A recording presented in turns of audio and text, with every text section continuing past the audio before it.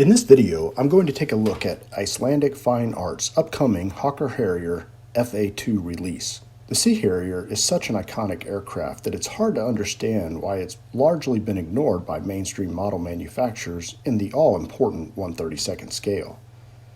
The FA.2 was the second Sea Harrier version, built as a follow-on to the successful FRS.1. It was an updated version for the Royal Navy and was manufactured from 1993 to 1998. The FA.2 offered improved air-to-air combat capabilities with enhanced weaponry and a more powerful engine.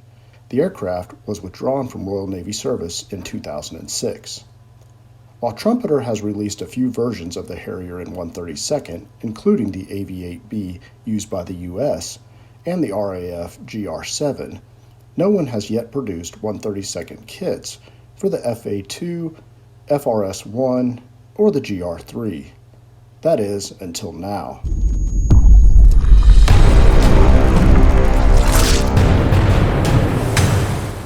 Alan Wilson of Icelandic Fine Art is on the verge of releasing not only the FA.2, but also the FRS.1 and GR.3 in very limited quantities. Welcome back to the Flying S Models channel. I appreciate you tuning back in. Since this is a pre-production copy, there's no box and no instructions or decals as of yet. I'll take a look at the main parts as Alan continues to finish up all of the remaining parts for this kit. The first thing that jumps out at you is how nice the resin castings are. The fuselage halves are molded extremely well and are hollow cast.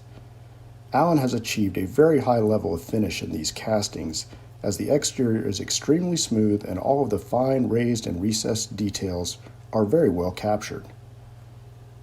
Taking a look at the inside of the fuselage halves, you can see the hollow cast nature of these sections.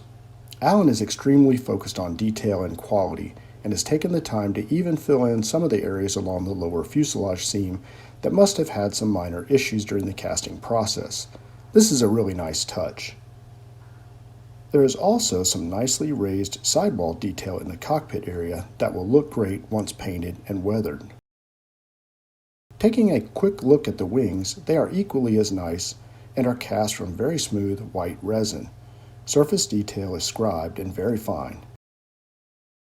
Both wing halves include the attached stubs that fit into the fuselage halves.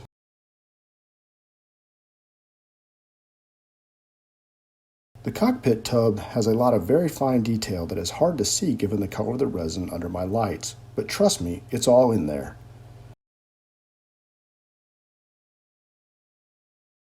Alan has included some of the parts that are common to both the FA.2 and FRS.1 variants.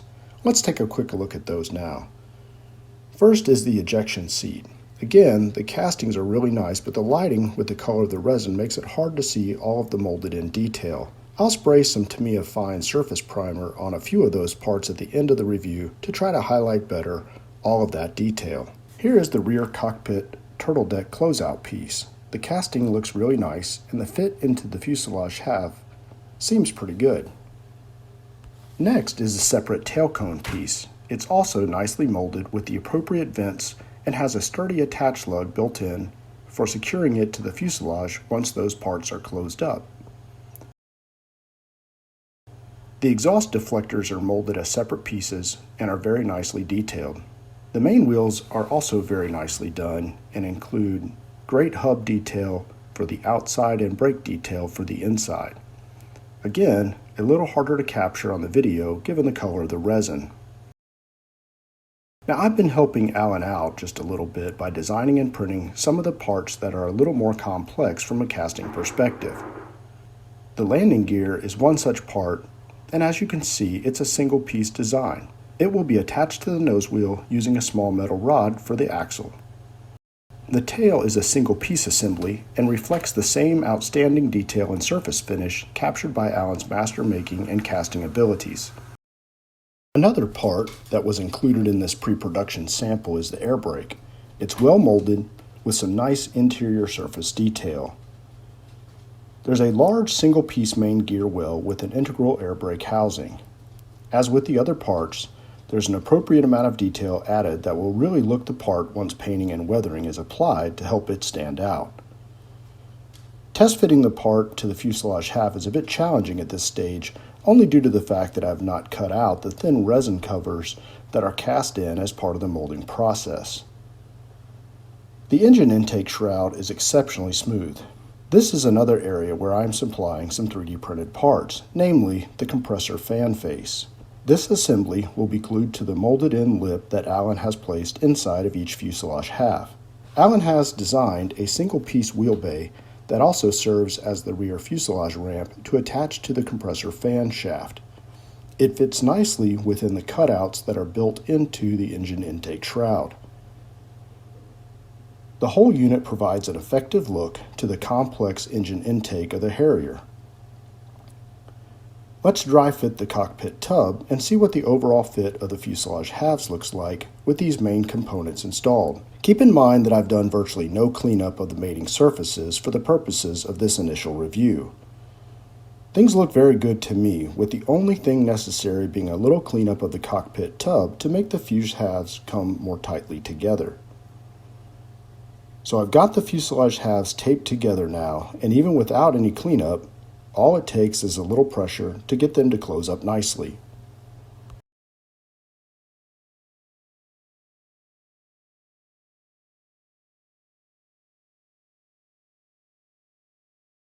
Now let's dry fit the wings on this thing and check out the overall look and shapes with the main airframe components together. The wing attach stubs fit very well into the corresponding slots in the fuselage sides. I'll just put a little tape on them to hold everything together.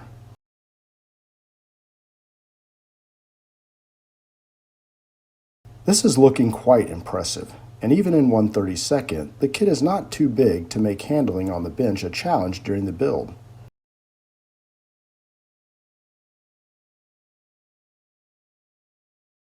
The look of the compressor face from the outside is quite convincing. Now I'll test fit one of those intake cheeks. They fit very well, and Alan has done an excellent job capturing the look of the open and closed auxiliary vent doors. The pylons are another area that benefits from 3D printing. I have designed and printed sets for the inner and outer pylons for each of the 3 variants that Alan plans to release. Checking the fit of them to the bottom of the wing shows that only a little cleanup to match the undersurface contours will be required. I'll also be printing the single-piece outrigger wheels for each of these kits. Alan has pre-drilled some pilot holes into the master patterns to indicate the location of the main and retract struts for those outriggers. As I mentioned earlier, I'm working on various inner and outer pylons as well as the ordnance. For the FA.2, that will include auxiliary fuel tanks for the inner pylons and AIM-9s and launch rails for the outer pylons. Here's a look at those outer pylons as well as the AIM-9. The electrical connector goes inside the connector well on the bottom of the launch rail. Let's check the overall look when fitted to the wing. Now, one thing that might be offered as an option going forward is a reworked engine shroud and compressor fan. The one in the kit is a little small in diameter and sits just a few millimeters too far aft. As I mentioned, to get the new parts to fit, that large attach lip would have to be ground down using a moto tool or similar. But test fitting the new shroud and fan in place shows the difference in size as well as location of the compressor fan. Because of the new fan, I have also been working on a set of intake cheeks to go with this aftermarket option if it's going to be made available. It would require a little more work to contour the sides of the cheeks to match the shape of the fuselage. I'm not sure that the extra cost and work will be worth it for most modelers, so Alan and I are still working out whether or not to offer this up as an aftermarket item. I guess if there's enough interest, we can press with that option, so make sure to leave some feedback in the comments section to let us know your initial thoughts. Now, I thought I'd go back and spray some surface primer on a few parts just to help you better see the inherent detail that Alan has captured. First, the ejection seat shows some really impressive details now that the primer makes it easier for the video camera to capture. And taking a look at the fuselage side with a little primer added really highlights the fine surface details that Alan has been able to capture with his master patterns and excellent moldings. To say that I'm super impressed with this 1/32 FA.2 would be an understatement. Alan and Icelandic Fine Art has done an excellent job capturing the overall shape and detail of this historic, but yet to be kitted Harrier variant. Alan's production run will be very small, so make sure to contact him as soon as possible to get on the list for your kit. His contact information is provided in the video description below. And keep an eye out for future updates that I'll make here on the channel for the forthcoming release of the FSR.1 and GR.3. I appreciate you tuning back into the Flying S Models channel and want to express my appreciation to Alan Wilson for being bold enough to bring these Harrier kits to market. I'll see you next time.